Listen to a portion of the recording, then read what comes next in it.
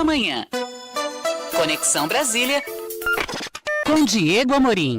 Tivemos ontem reunião ministerial, acompanhada aqui pela Nova Brasil. Diego Amorim também traz aqui a percepção dele a respeito do discurso do presidente Lula na reunião em si.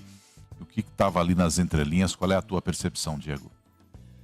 Nonato, foi a primeira reunião ministerial deste ano de 2025, no momento em que o governo tenta dar uma acelerada nesse ano que é considerado decisivo pela oposição, pelo governo, por todos que acompanham o cenário político do país. Alguns recados foram dados pelo presidente Lula nessa reunião ministerial. O Lula sabe que aquele discurso que ele fez ali antes da reunião estava sendo televisionado e mesmo que não estivesse, o Lula sabe que os ministros soprariam para a imprensa, como a gente costuma dizer, uma ou outra declaração. A gente tem uma reunião ministerial que é a primeira depois da posse do novo ministro da Secretaria de Comunicação da Presidência da República, o Sidônio Palmeira. Então, há vários elementos para a gente observar nessa fala do presidente Lula no dia de ontem. Eu separei aqui 5 pontos para o nosso ouvinte do jornalismo da Nova Brasil. O primeiro deles é o tom ameno que o presidente Lula adotou ontem ao comentar a posse de Donald Trump nos Estados Unidos. Disse o presidente Lula: tem gente que fala que a eleição do Trump pode causar problema na democracia mundial. O Trump foi eleito para governar os Estados Unidos e eu, como presidente do Brasil, torço para que ele faça uma gestão profícua para que o povo americano melhore e para que os americanos continuem a ser parceiros históricos com o Brasil. O presidente Lula também, sobre esse mesmo assunto, disse que não quer briga com os americanos.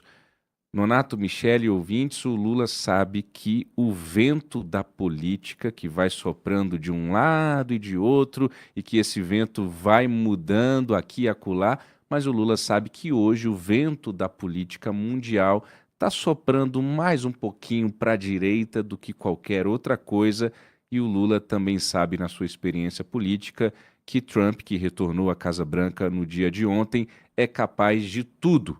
Por isso, o presidente Lula preza pela parceria comercial e econômica com os Estados Unidos e faz essa decisão de adotar um discurso mais ameno e menos político e ideológico em relação aos Estados Unidos. É claro que muita gente da militância da esquerda, existe militância na direita, existe militância na esquerda também, esperava que o presidente Lula fizesse um discurso mais aguerrido contra o Trump, um discurso mais crítico em relação ao novo agora presidente dos Estados Unidos pela segunda vez nesse mandato à frente da Casa Branca, mas o presidente Lula de maneira pragmática, pensando sobretudo nessas relações bilaterais que no ano passado completaram 200 anos com os Estados Unidos, decide adotar esse tom mais ameno.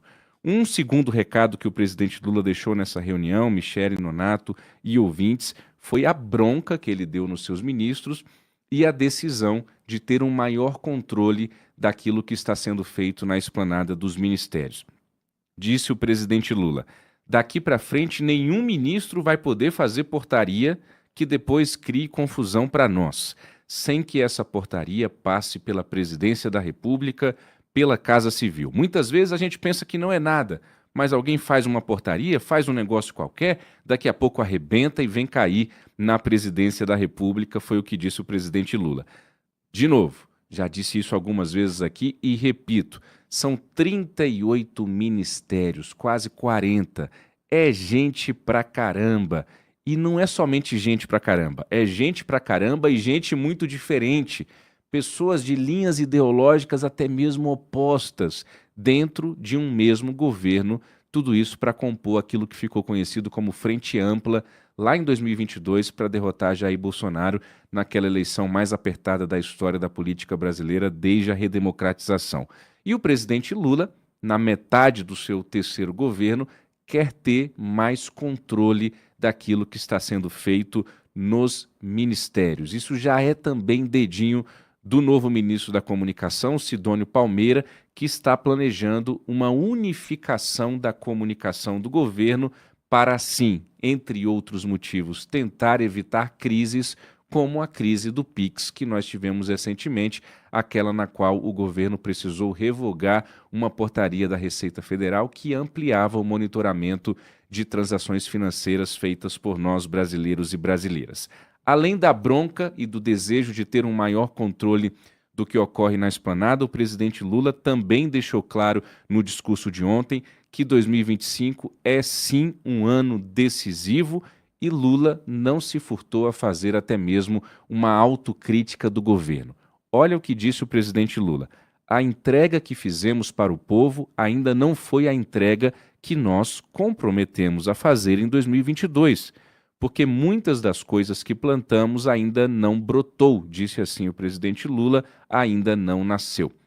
Ou seja, o presidente está admitindo que aquilo que foi prometido em 2022 ainda não foi entregue na sua plenitude para os brasileiros e brasileiras.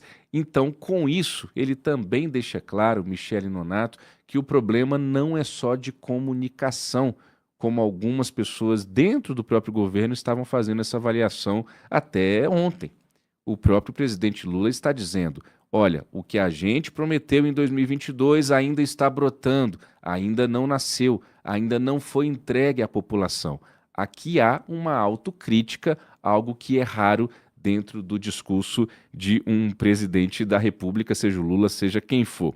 Ele também disse o seguinte: o que vocês precisam compreender, falando para os ministros, é que este ano será um ano de definição para a história e para a biografia de cada um de vocês na passagem pela governança desse país.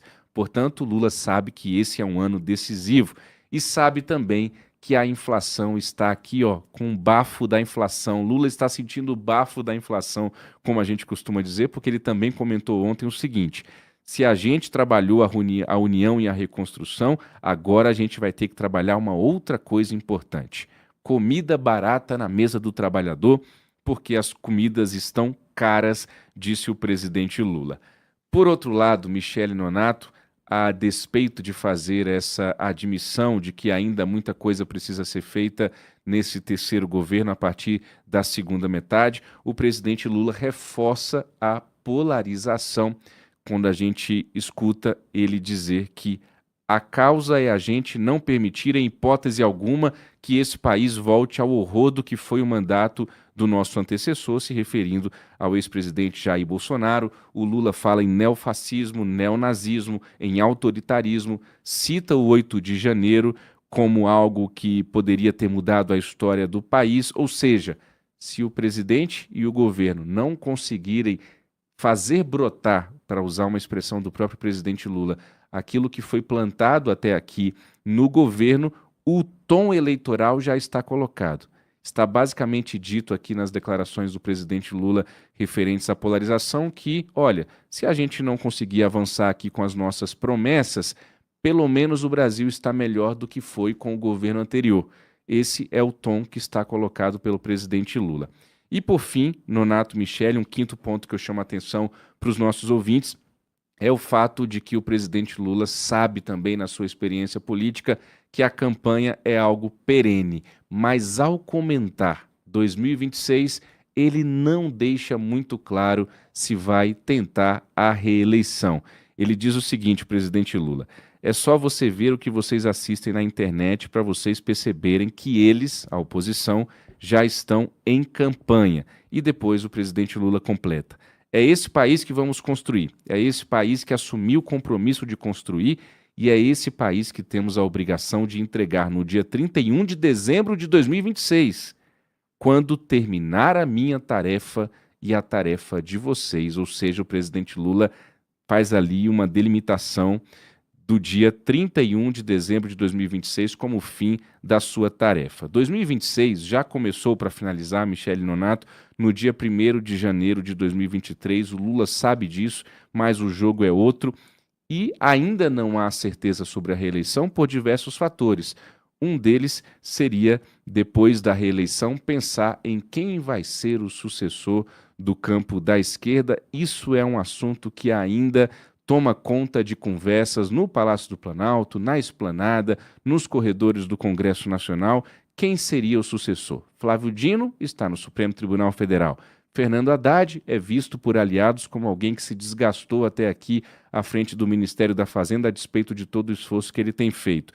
Camilo Santana, da Educação, ainda seria um nome a ser construído.